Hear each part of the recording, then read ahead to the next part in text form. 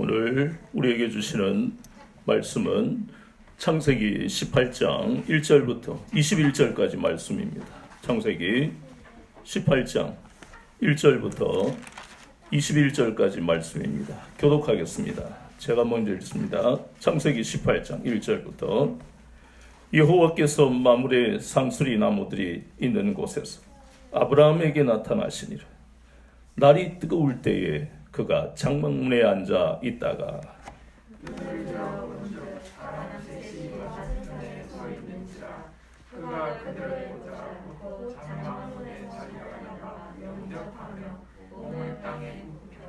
이르되 내 주여 내가 주께 은혜를 입어 사오면 원하건대 종을 떠나 지나가지 마시옵고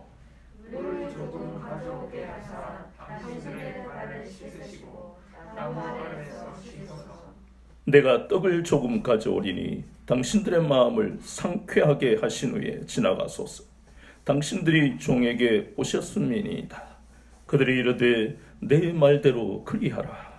아브라함이 급히 장막으로 가서 사라에게 이르되 속히 고운 가루 세 쌀을 가져다가 반죽하여 떡을 만들라 하고 아브라함이 또 가축대에 있는 곳으로 달려가서 기름지고 좋은 송아지를 잡아 하인에게 주니 그가 급히 요리한지라. 아브라함이 엉빈 젖과 우유와 하인이 요리한 송아지를 가져다가 그들 앞에 차려놓고 나무 아래 모셔서에 그들이 먹으니라. 그들이 아브라함에게 이르되 내 아내 사라가 어디 있느냐? 대답하되 장막에 있나이다. 그가 이르되 내년 이맘때 내가 반드시 내게로 돌아오리니 내 아내 사라에게 아들이 있으리라 하시니 사라가 그 뒤 장막문에 서더라.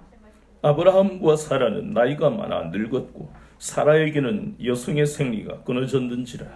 사라가 속으로 웃고 이르되 내가 노쇠하였고 내 주인도 늙었으니 내게 무슨 즐거움이 있으리요.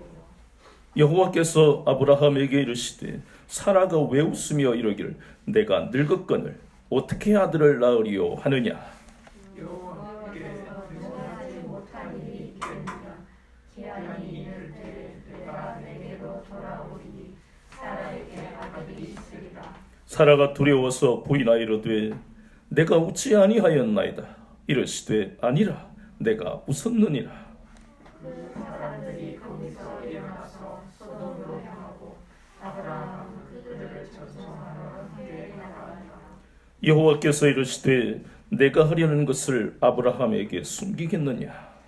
아브라함은 강대한 나라가 되고 천하 만민은 그로 말미암아 복을 받게 될 것이 아니냐. 내가 그러 그 자식과 권석에게 명하여 여호와의 도를 지켜 의와 공도를 행하게 하려고 그를 택하였나니 이는 나 여호와가 아브라함에게 대하여 말한 일을 이루려 함이니라. 여호와께서 또 이르시되 소돔과 고모라에 대한 부르짖음이 크고 그 죄악이 심히 무거우니 같이요. 내가 이제 내려가서 그 모든 행한 것이 과연 내게 들린 부르짖음과 같은지 그렇지 않은지 내가 보고 알려 하노라. 아멘. 오늘은 창세기 18장 1절부터 21절까지의 본문을 통해 마음문을 열고 주님을 영접하라 하는 제목으로 같이 은혜를 나누겠습니다. 본문의 말씀에 보니까 하나님은 아브라함에게 찾아오셨습니다. 우리가 하나님의 말씀을 보면 항상 하나님이 그의 자녀들에게 찾아오실 때는 유익, 즉 좋은 것을 주시기 위해 찾아오신 것을 볼 수 있어요. 우리가 보고 있는 창세기 말씀만 봐도 창세기 12장 7절에 보면 하나님은 아브라함에게 나타나셔서 내가 이 땅을 너와 내 자손에게 주겠다 그렇게 말씀하시고, 또 창세기 15장의 말씀에도 하나님이 환상 중에 말씀으로 아브라함에게 나타나셨어요. 나는 내 뭐가 되고 방패요 지극히 큰 상급이다. 얼마나 위로가 됩니까? 방패는 우리 인생에 만날 우리가 감당하지 못할 그러한 문제를 막아주신다는 뜻이고, 상급이라는 것은 끊임없이 우리에게 필요한 것을 공급해 주신다는 겁니다. 창세기 17장 1절에도 그렇게 말씀하셨어요. 하나님께서 항상 이렇게 자녀들에게 나타나실 때는 좋은 것을 주시는, 예수님도 보세요. 마태복음 7장 11절에 뭐라고 말씀하십니까? 우리에게 기도하라고 하시면서 너희들이 만약에 뭘 구하면, 떡을 구하면 뭘 주겠느냐? 돌을 주겠느냐? 또 생선을 구하면 뭘 주겠느냐? 뱀을 주겠느냐? 아무리 악한 부모라 할지라도 자녀에게 좋은 것을 준다는 것을 예수님은 그렇게 비유하고 있습니다. 생각해 보세요. 아무리 약한 부모라도 자녀가 아버지 나 배고파요 하는데 얘 따위로만 돌 먹어라, 그런 사람이 어디 있어요? 아버지 나 생선 먹고 싶어요, 얘 뱀 먹어라, 그런 부모는 없습니다. 얼마나 주님은 정확하게 말씀하십니까? 악한 부모라 할지라도 좋은 것을 줄 줄 알거든.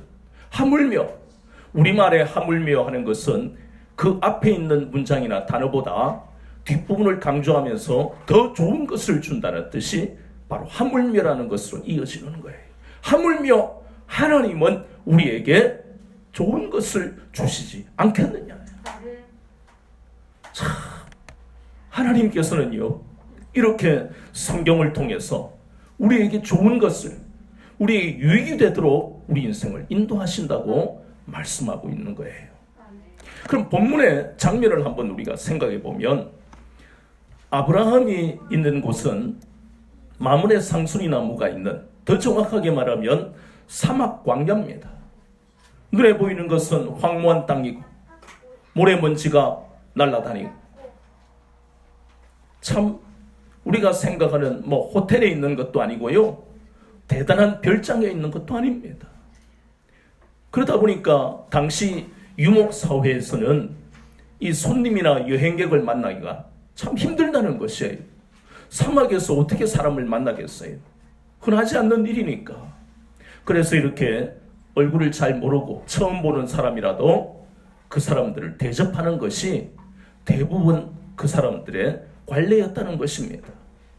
우리가 알다시피 아브라함은 창세기 13장에서 보면, 그런 데다가 아브라함은 얼마나 또 관대합니까?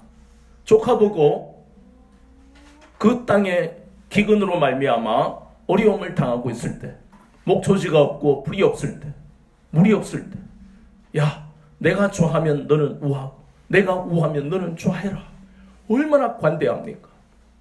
그런 아브라함이길래 이렇게 세 명의 나그네를 보자마자 어떻게 했을까? 우리가 여기에서 봐야 할 장면은 아브라함이 이 나그네들에게 어떻게 대접했는가 하는 것을 자세히 봐야 됩니다. 한번 보세요. 본문의 말씀을 우리가 읽었다시피 맨 먼저 아브라함이 한 것은 그 나그네들을 보자마자 에이 귀찮아 죽겠네 바쁜데 이렇게 한 것이 아니에요. 그들을 보자마자 대접을 할까 말까 망설이는 것도 없었어요. 달려갔습니다. 그런데 이 아브라함이 지금 나이가 몇 살인데요? 99입니다.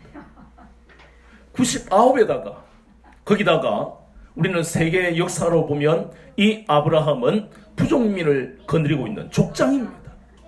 99에 족장이나 되는 사람이 염치도 없이 체면도 없이 달려가는 거 얼마나 사람들이 웃겠어요. 그런데 지금 아브라함은 마음을 다해서 그 나그네들을 대접하기 위해 달려갑니다. 달려가서 그들 앞에 엎드려서 그들을 영접합니다. 이것은 뭘 말합니까? 현대인들이 살아가는 방법으로 보면 너무너무 어리석은 방법이에요. 그들이 무슨 천금을 들고 만금을 들고 와서 아브라함에게 유익을 주는 것도 아니고 눈에 보이는 것은 먼지를 뒤덮어 쓴 그냥 지나가는 나그네예요.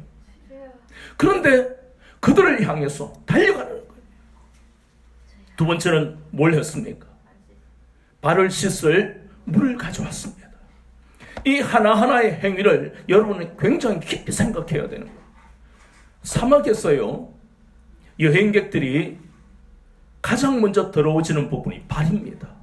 그들은 샌들을 신고 있어요. 그래서 그 모래먼지가, 흙먼지가 발을 뒤덮고 있는 거예요. 그래서 항상 주인이 먼저 하는 것은 나와서 뭘 먼저 준다고요? 발 씻을 물을 주는 것이 가장 먼저 할 일입니다.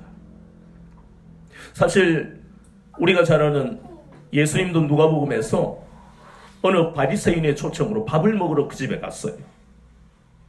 그런데 예수님 옆에서 한 여인이 옥합을 깨뜨리고 예수님의 발을 자기 머리로 씻기더라.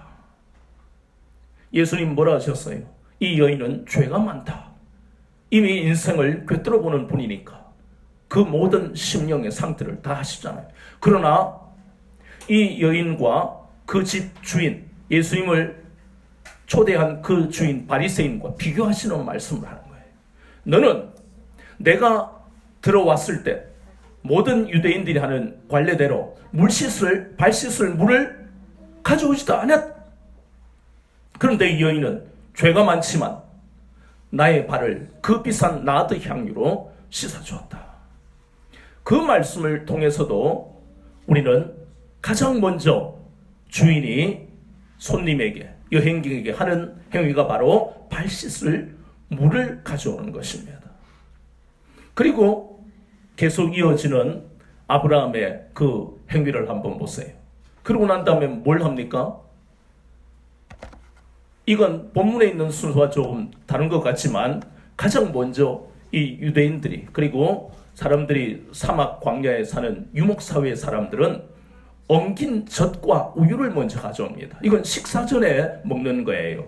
그래서 엉긴 젖과 우유를 아브라함이 가져왔어요. 손님들에게 내놓는 거예요. 여기서 끝난 게 아닙니다. 진짜 이 메인 코스는요, 그 다음에 있어요. 우리가 왜 뷔페에 가면 맨 먼저 비싸고 좋은 걸 먹습니까? 아니잖아요.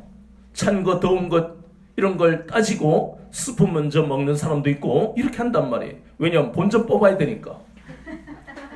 오늘 아브라함도 가장 좋은 최상의 요리를 준비하는데 어떻게 하는가 한번 본문을 보세요. 거기에 보니까 고운 가루 세 쌀을, 이게 뭐냐 하면 저를 보세요. 한 쌀은 일종의 이 청량을 하면 한 7.2리터 정도 나옵니다. 그러면 밀을 곱게 갈아서 떡을 만들어, 반죽해서 떡을 만든다는 건데 그것을 한 쌀 7.2리터.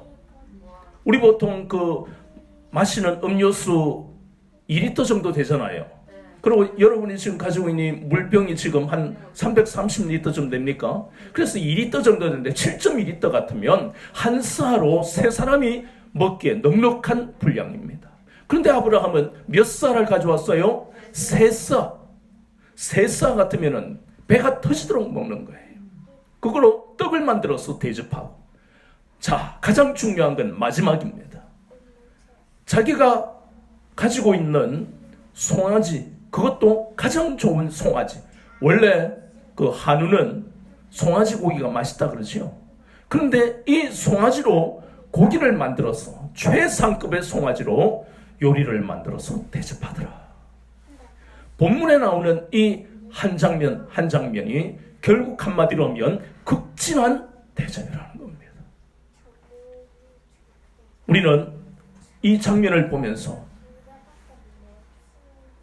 참으로 아브라함이 이 나그네들을 대접하는 게 마치 천사들을 대접하는 것 같이 얼마나 극진하게 대접하는지 모릅니다. 히브리서 13장 1절 2절에 부지 중에 천사를 대접하는 사람들이 있더라. 이렇게 최상급으로 극진한 대접을 하면 마치 천사를 대접하는 것 같이 많은 유익이 있다는 것을 우리에게 깨닫게 하십니다. 본문의 말씀을 우리가 자세히 보면 아브라함은 어떤 계산을 하고 대접한 것이 전혀 아닙니다. 그의 삶 자체가 유복하니까 그런 것이다. 아닙니다. 돈 있는 사람이 더 못하잖아요. 이 아브라함은 정말 마음을 다해서 대접한, 그것은 바로 아브라함이 갈대아인의 우르에서 우상 숭배로 우상을 장사해서 부자가 된 아버지 밑에서 돈 걱정 없이 살았지만 그가 하나님을 만나고 난 다음에 인생이 변화되니까 이기적인 마음을, 계산적인 마음을 내려놓고 다른 사람을 극진하게 대접하는 이런 사람으로 변화됐다는 것입니다. 얼마나 놀라운 일인지 몰라요. 하나님은 이렇게 극진하게 대접하는 이러한 아브라함을 잊지 아니하십니다. 참으로 쉽지 않은 거예요. 이렇게 대접하는 것은 결코 쉬운 일이 아닙니다. 그런데 성경은요, 이렇게 대접하는 그러한 모든 일에 대해서 반드시 뭐가 있다고요? 상급이 있다고 말씀하십니다. 고린도후서 9장 6절을 보면 우리가 전에 한번 보았던 말씀이죠. 적게 심는 자는 적게 거두고 많이 심는 자는 많이 거둔다는 말씀을 보았어요. 이것은 헌금을 적게 하면 자신에게 물질이나 여러 가지가 적고 하는 그런 의미가 아니라고 그랬습니다. 적다 많다는 양을 의미하는 것이 아니에요. 그건 마음을 의미한다고 그랬어요. 자원해서 기쁜 마음으로 자신이 얼마를 드리든 관계없이 자원해서 기쁜 마음으로 마음을 다해 드리면 그것은 많이 거두는 놀라운 법칙이 그 속에 있다고 주님은 바울을 통해 말씀하신 거예요. 그러한 유익이 있는 거예요. 갈라디아서 6장 7절에도 심는 대로 거두게 하신다고 그랬어요. 오늘 우리가 읽었던 이 창세기 18장 1절에서 8절까지의 아브라함의 이 극진한 대접을 보면서 우리의 삶이 물질이 있던 물질이 부족하든 어떻게 살아야 하는가를 우리의 삶의 방향을 우리에게 제시하는 거예요. 아이고 목사님, 물질이 적은데 어떻게 헌금을 많이 하고 어떻게 다른 사람을 돕습니까? 그럼 단순한 말씀이 아니에요. 내가 가진 것으로 하는 것이 아니라 하나님이 주실 것을 믿고 물질이 지금 없으면 마음으로 먼저 섬기면 되잖아요. 다른 사람이 아파하는 마음을 가지면 어떻게 하면요? 맛있는 걸 사줄 돈이 없으면 마음을 다해서 정말 진실한 마음으로 네가 지금 힘들구나, 내가 너를 위해서 기도할게. 아니면 정말 네가 힘들 때 내가 옆에 있어줄게. 내가 같이 울어줄게. 물질이 없어도 얼마든지 어렵고 힘든 사람을 위로할 수 있는 능력이 우리 가운데 있어요. 우리가 일하는 것이 아니고 우리 속에 계신 주님이 일하시는 거예요. 믿음으로 우리가 어떤 힘들고 어려운 사람을 돕고자 마음만 먹으면 얼마든지 주님이 일하시고 능력을 나타내시는 거예요. 물질이 있으면 더더욱 그 물질을 하나님이 주신 것을 우리가 잊지 아니하고 내 것이 아니잖아요. 하나님이 주신 물질로 하나님을 위해 사용하면 얼마나 하나님이 기뻐하시겠어요. 아브라함은 물질이 있었기 때문에 극진하게 대접한 것이 아닙니다. 골로새서 3장 23절을 보면 모든 일을 누구께 하듯 하라, 주께 하듯 하라. 얼마나 중요한 말씀인지 모릅니다. 이것은요, 우리의 인생이 내가 가진 것으로 살아가는 것이 아니고, 내가 가진 것으로 남을 대접하는 것이 아니고, 주님이 주신 생명, 주님이 주신 은혜, 주님이 주실 예비된 복으로서 다른 사람을 섬긴다는 것으로 의미합니다. 한번 생각해 보세요. 한평생 나 자신만을 위해 살아간다는 것은 얼마나 재미없는 인생입니까?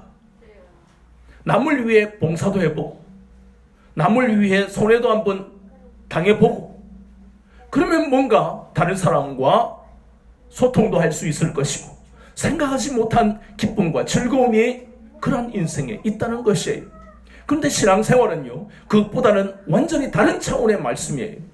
그 정도로서 기쁨과 즐거움이 잠깐 있다 마는 것이 아니고, 영원히 없어지지 않을 유익을 하나님이 우리에게 주시는 것입니다. 그래서 인자가 온 것은 섬김을 받으려 함이 아니요, 도리어 섬기려 하고 많은 사람 위해 대성물 주기 위해 오셨다고 했어요.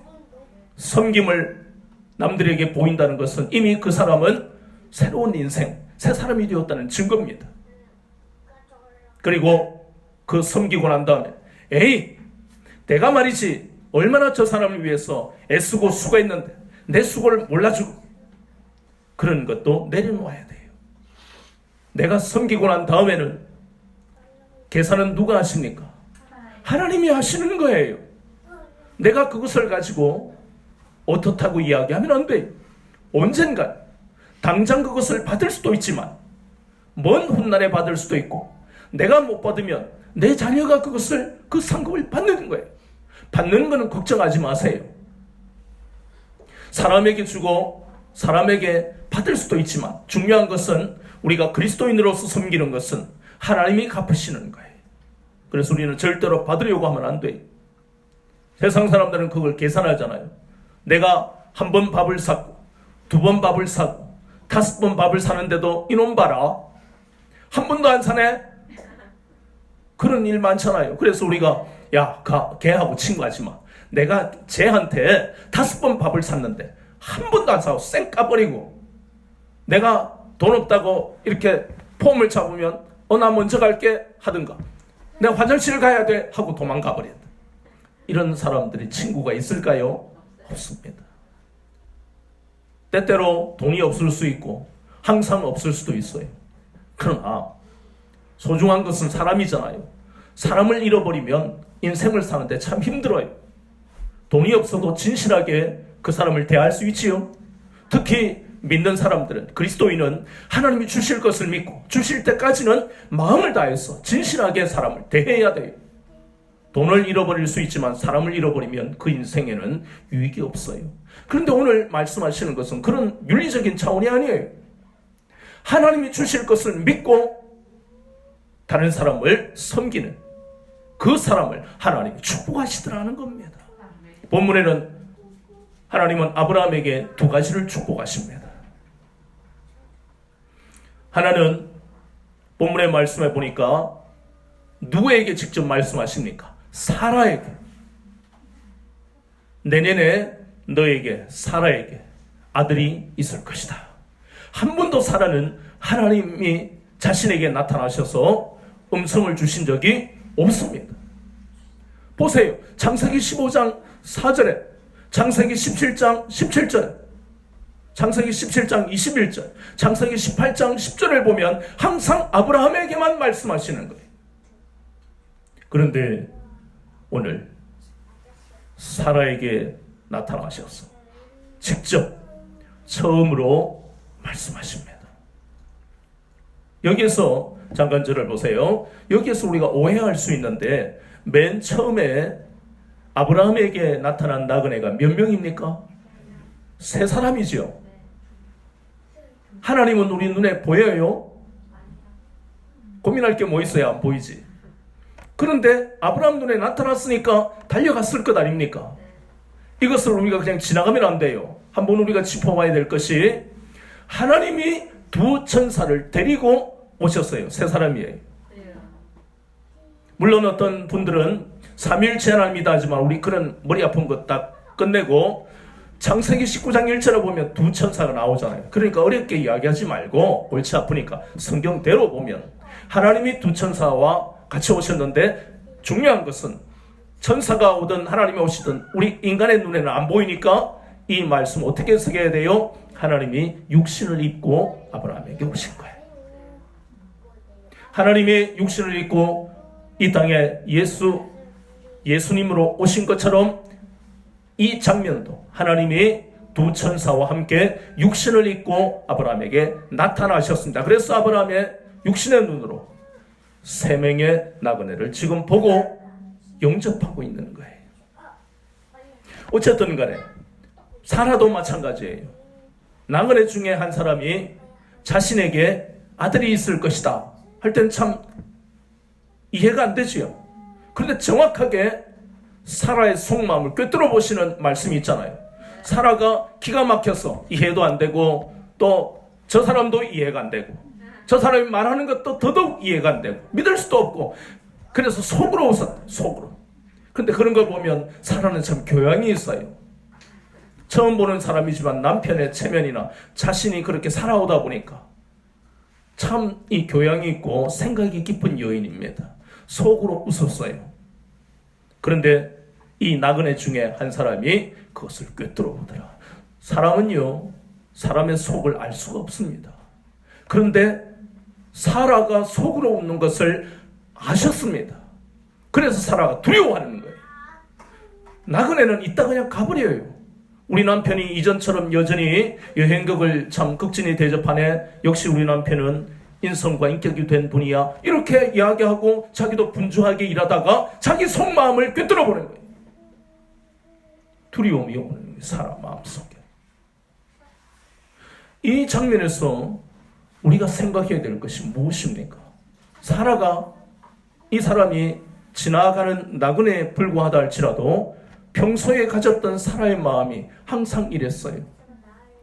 남편은 끊임없이 창세기 15장 4절에서 17장 21절에서 18장 10절에서 하나님이 아들을 주신대 아브라함도 지쳐버렸잖아요. 17장 창세기 17장 17절을 보면 허허 아브라함도 웃었지요. 내 나이 100세가 다 돼가고 아내가 90세가 다 됐는데 이 나이에 무슨 허허 그랬잖아요. 사라가 생각하는 것은 바로 아브라함과 똑같이 90세에 무슨 잉태를 하느냐. 본문에 보세요. 오늘 읽었던 18장 11절에 생리가 끊어졌어요. 이제 여인의 몸이 아니라는 겁니다. 지금 사라의 나이가 몇 살인데요? 89세잖아요. 그렇지요? 어떻게 아이를 가집니까? 그러니까 속으로 웃을 수밖에. 저를 보세요. 인간에게 가장 두렵고 무서운 것이 무엇입니까? 사라가 가졌던 이 마음처럼. 그러면 그러죠. 오이성이 같으면 목사님 사자가 무서워요. 호랑이가 무서워요. 그럴 거 아니에요. 맞아요. 하면 사자가 얼마나 무서워요. 그 아프리카나 이런 국립공원에 가면 사파리라 그러는데 제가 언제 그 토픽에 보니까 사파리에 이렇게 차들이 그 국립공원에 짐승들을 이렇게 창밖으로 보고 그러잖아요. 여행하는 사람들이. 근데 어떤 남자가 내려버렸어요. 그 차에서. 그러다가 사자에게 물려 죽었다는 기사를 한번 본 적이 있어요. 그걸 보면서 참 어이가 없는 거예요. 그거 왜 내려? 그러니까 사자가 무서운 게 맞잖아요. 그건 또 어떤 사람 아니에요. 전쟁이 무서워. 이거 나이가 들면 이제 전쟁이 일어나면 이 땅이 어떻게 되겠어요? 그 말도 맞는 것 같아요. 근데 또 나이 든 사람이 아닙니다. 질병입니다. 암에 걸리면 무서워요. 맞잖아요. 우리를 두렵게 하는 게 무서운 것들이 이렇게 많습니다. 그런데 그렇지 않다고 성경은 말씀하는 거예요. 물론 사자도 무섭고 여러분이 길 가다가 사자가 나타나고 생각해 보십시오. 그런 일은 없지만 만약에 나타나면 목사님 저는 예수님의 이름으로 물리칠 겁니다. 아 과연 무서운 것들이에요. 그런데 본문은 사라가 두려워하고 무서워하는 것은 그런 것들이 아닙니다. 인생을 90 가까이 살면 이제는 무서운 게 없어요. 남편도 안 무서울 거 아니에요. 뭐가 무섭겠어요? 한 예를 한번 들어보면요, 2010년도에 8월쯤에 여러분도 아마 기억할 거예요. 칠레에 광산이 매몰돼서 33명이 거기에 갇힌 기사를 아마 기억하는 분이 있을 거예요. 장장 69일 동안 그 매몰된 곳에서 고통을 당하다. 놀라운 것은 33명 중에 단 한 사람도 사망자가 없이 다 구출됐다는 거예요. 우리는 그 기사를 보며 그게 아마 터키인가 어디 나라를 아마 그렇게 저는 기억하는데, 그래서 많은 사람들이 이렇게 구출된 것은 첫 번째, 그들이 그 첨단 과학의 도움으로 굴착기 같은 거 그게요 땅속에 파고 들어갔는데 그것이 결국 그들을 구출했다. 또 어떤 사람 아니야, 그들이 서로 나오려고 싸우고 그렇게 한 것이 아니라 양보했기 때문이야. 물론 틀린 말은 아닙니다. 그러나 믿는 우리가 그 핵심을 꿰뚫어 볼 줄 알아야 됩니다. 그들에게는 뭐가 있었으니까? 소망이 있었으니까 서로를 위로했다는 것입니다. 69일입니다. 일주일도 아니고 69일 동안 그 속에서 건짐을 받기 전에 사람은 죽을 수밖에 없어요. 소망이 없으면 삶을 포기하는 것이 인생입니다. 서로를 위로하고 우리 살아나갈 수 있어 끊임없이 소망을 잃지 않으려고 애썼기 때문에 그들은 저는 구출된 것입니다. 마찬가지로 지금 본문에도 사라는 소망을 잃어버렸어요. 뭐에 대한 소망입니까? 아들에 대한 소망입니다. 삶에 있어서 소망의 상실이라는 것처럼 무섭고 두려운 건 없습니다. 삶을 포기할 수밖에 없어요. 사도행전 27장에 보면 그와 같은 장면에서의 절망하는 사람들을 우리가 보잖아요. 알렉산드리아호를 타고 가던 그 276명은 다들 대단한 사람들이에요. 그 배에 탄 사람들 중에 많은 로마의 군인들은 평생을 전쟁터에서 살아남았던 사람들, 얼마나 용맹하고, 거기다가 선원들은요 바다에서 나갈 때마다 태풍을 만나도 그 태풍에 꺾이지 않는 의지가 굳은 사람들이에요. 그래서 바울이 당신들 지금 바다에 나가면 태풍을 만날 것이야. 그리고 사실 그 당시 그 기간이 태풍이 있는 기간이라 그 사람들이 더 잘 알죠. 그러니까 늘상 만나는 태풍이니까 바울의 말을 무시하는 거예요. 그랬다가 만난 유라굴로 광풍은 하나님이 그 인생들을 부르시는 하나님의 광풍, 보내신 그 광풍, 이길 수가 없습니다. 용감한 로마 군인, 바다에서 평생을 살고 있는 그 선원들도 이길 수가 없습니다.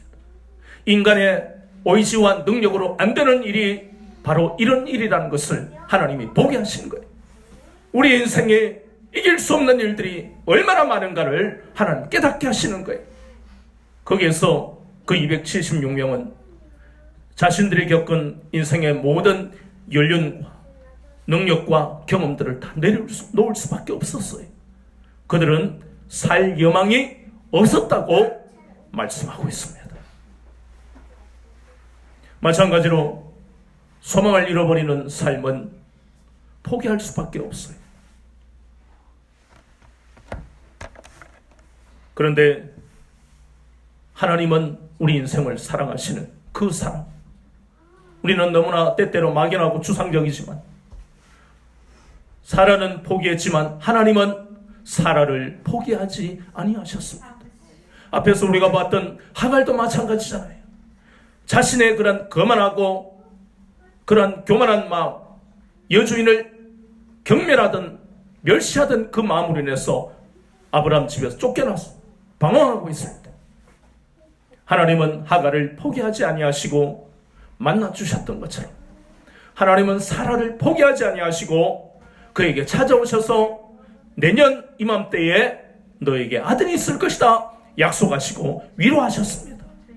잃어버린 소망으로 늙어가고 있던 이 사라에게 마찬가지로 인간은 항상 불신앙하고 불가능한 상황으로 인해서 삶을 포기하고 살아가지만, 그러나 하나님은 사랑하는 자녀들에게 오셔서 예비된 은혜로 우리를 위로하시고 새 힘을 주시는 분이 바로 하나님이십니다. 아멘. 본문의 말씀을 보세요. 14절에 보니까 여호와께 능하지 못한 일이 있겠느냐 말씀합니다. 우리가 자는 마가복음 말씀에, 마가복음 7장에 예수님 뭐라 하셨습니까? 믿는 자에게 능치 못한 일이 없다고 했어요. 빌보서 4장 13절에는 내게 능력 주시는 자 안에서 내가 모든 것을 할 수 있다고 했습니다. 이것은 무엇을 말합니까? 우리가 하는 것입니까? 아닙니다. 유라굴로 강포 같은 그러한 인생의 문제가 우리의 나이와 관계없이 찾아오는 것이에요. 우리 힘으로 이길 수 있습니까? 없습니다. 그런데 예수님은, 그리고 하나님은 항상 우리에게 깨닫게 하시는 것이 우리가 하는 것이 아니고 믿기만 하면 하나님이 일하신다는 것입니다. 아멘. 이것은 바로 여호와께 속한 전쟁입니다. 우리가 하는 것이 아니에요. 아브라함이 롯을 구출하기 위해서 무적의 왕 그돌라움의 왕의 연합군을 향해서 나아갈 때에 그 마음 얼마나 두렵겠습니까? 318명으로 무엇을 합니까? 그 수천 명의 정규 군대를 어떻게 이길 수 있어요? 저와 여러분이 때때로 만나는 현실이 그것이잖아요. 우리가 어떻게 이길 수 있습니까? 한나가 자식이 없을 때, 사라의 태가 다쳤을 때 인간이 열 수 있습니까? 안 됩니다. 목사님, 시험관하기 좀 되지요. 그렇게 해서도 안 되는 사람이 얼마나 많은지 몰라요. 돈은 돈대로 들고. 우리가 할 수 없는 일이 더 많은 것이 인생입니다. 그런데 하나님은 오늘 사라에게 말씀하신 것처럼 우리에게 오셔서 네가 불가능한 상황에 있달지라도, 때때로 성경에 나오는 약속의 말씀이 믿어지지 않는다 할지라도 너를 위하여 예비한 은혜로 너를 위로하기를 원한다. 너에게 새 힘을 주기를 원한다. 하나님은 날마다 우리에게 오셔서 이렇게 약속하시는 것입니다. 두 번째, 아브라함이 받은 복이 무엇입니까? 그것은 바로 소돔과 고모라를 멸망시켜 하나님의 계획을 아브라함에게만 말씀하시는 거예요. 이것은 있을 수 없는 일입니다. 아브라함이 아무리 믿음의 조상으로 부름을 받았다 할지라도 아브라함은 피조물이에요. 전능하신 하나님께서 피조물인 인간에게 하늘의 비밀을 가르쳐 주실 이유가 없는 거예요. 남보다 더 믿음이 있는 것도 아니고. 그런데 하나님은 야고보서에 보면 아브라함을 어떻게 대하시는가 하는 것을 말씀하시는데, 하나님은 아브라함을 나의 친구다. 얼마나 놀라워요. 그래서 내가 아브라함에게 이것을 감추겠느냐. 하늘의 비밀을 가르쳐 주십니다. 이것은 예수님도 우리에게 말씀하시는 거예요. 하늘의 비밀. 마태복음 13장 11절에 보니까 하늘의 비밀을 너희에게는 가르쳐 주지만 저들에게는 아니다. 너희는 누군데? 예수님을 따르는 제자들이고, 저희는 누군데? 예수님을 대적하고 믿지 않는 사람들에게는 하늘의 비밀을 가르쳐 주지 않는다는 거예요. 고린도전서 2장 10절에 보니까 오직 하나님이 이것을 성령으로 우리에게 보이셨으니 성령은 모든 것 곧 하나님의 깊은 것이라도 통달하신다. 우리가 성령님의 인도를 받고 성령님을 의지하고 성령님을 마음에 모셔드려야 되는 이유가 바로 하나님의 깊은 것을 우리에게 가르쳐 주시기 때문입니다. 아브라함에게만 가르쳐 주시는 게 아니에요. 고린도전서 4장 1절에 보니까 우리는 모두가, 그리스도인은, 특히 주의 종은 하늘의 비밀을 맡은 자다 말씀하고 있습니다. 얼마나 놀라운 말씀인지 몰라요. 이와 같은 것을 아브라함에게 가르쳐 주시면서 다음 주에 우리가 볼 22절부터는 소돔 고모라를 향해서 중보기도하는, 하늘의 비밀을 알았으니까 기도하는 그러한 장면을 우리가 보게 될 거예요. 소망이 없는 인생을 살아가는 사람, 그리고 이 땅에 그리스도 밖에 예수 그리스도 관계없이 살아가는 인생. 신명기 28장 46절에 보면 그와 같은 인생을 한마디로 성경은 저주받은 인생이라고 말씀합니다. 구체적으로 로마서 2장 6절에 보면 날마다 환난과 곤고 가운데 살아갈 것이고 3장 16절에 보니까 파멸과 고생의 길을 걸어가게 될 것이라고 말씀합니다.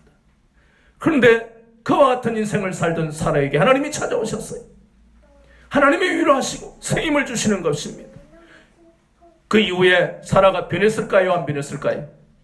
당연히 변하죠. 히브리서 11장 11절을 보면 하나님 앞에 새 힘을 얻어서 그가 잉태할 것을 믿음으로 바라보았다고 분명히 히브리서 11장 11절을 말씀하고 있는 거예요. 그러니 그 이전에 불신앙했던 사라가 회개했다는 것입니다. 하나님을 만났기 때문에 그는 여전히 90세에 가까운 89세의 몸이지만 그럼에도 불구하고 하나님이 예비된 은혜를 약속하시고 그리고 만나주시는 그 은혜로 위로하시고 세임 주시는, 그래서 사라가 믿음으로 하나님을 바라보게 되었다는 것입니다.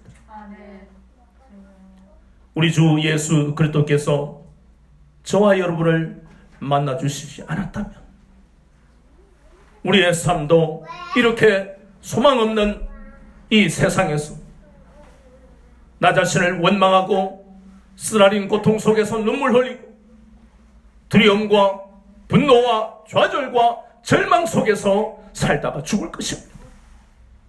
그러나 예수 그리스도께서 저와 여러분을 대신해서 우리의 죄를 대신해서 죽으셨다. 사흘 만에 부활하셔서 사망 권세를 깨뜨리시고 마귀를 이기시고 세상을 이기시고 죄의 권세를 이기시고 마침내 히브리서 12장 2절 말씀처럼 영광의 보좌에 앉으셨습니다. 예수 그리스도께서 이러한 은혜를 우리에게 베풀지 아니하셨다면 우리는 여전히 죄가 사망 안에서 왕노릇하는 인생을 살고 우리는 무엇을 해도 기쁨이 없는 소망이 없는 삶을 살았을 텐데 예수 그리스도를 통해서 우리는 이제 은혜가 생명 안에서 왕노릇하는 인생을 살게 되었어요. 이것이 이제 우리의 소망이 되는 것입니다. 우리가 예수 그리스도께 소망을 둬야 되는 이유가 여기에 있다는 것입니다. 본문 19절 말씀을 보니까 아브라함을 하나님이 선택하여 부르신 이유가 나옵니다. 여호와의 도를 지켜 의와 공도를 행하게 하시려고 하나님은 아브라함을 선택하신 것입니다. 우리도 마찬가지 저와 여러분을 하나님이 선택하시는 이유는 요한복음 15장 16절에 보면 열매를 맺게 하기 위함이라고 했습니다. 이제 우리가 살아야 할 삶은 분명한 방향을 깨닫게 되는 것이 우리 주 예수 그리스도를 통해서 은혜가 생명 안에서 왕노릇하는 인생을 살면서 이제 주님이 주시는 소망으로 인해서 우리는 삶의 목적이 이제 분명해졌다는 것입니다. 날마다 우리가 해야 할 것은 아브라함이 이 세 사람을 극진히 대접하며 영접했던 것처럼 우리는 날마다 우리 주 예수 그리스도를 내 삶의 주인, 내 삶의 인생의 목적과 그리고 소망으로 영접하는 것이 우리의 할 일입니다. 그럴 때에 아브라함이 복을 받았던 것처럼 우리도 많은 열매를 맺으며 이 땅을 살아 하나님을 기쁘시게 하는 삶을 살아가게 될 것이고 이후의 삶을 두려워하지 아니하 소망 대신 우리 주 예수 그리스도로 말미암아 풍성한 삶을 사는 생애가 될 것입니다.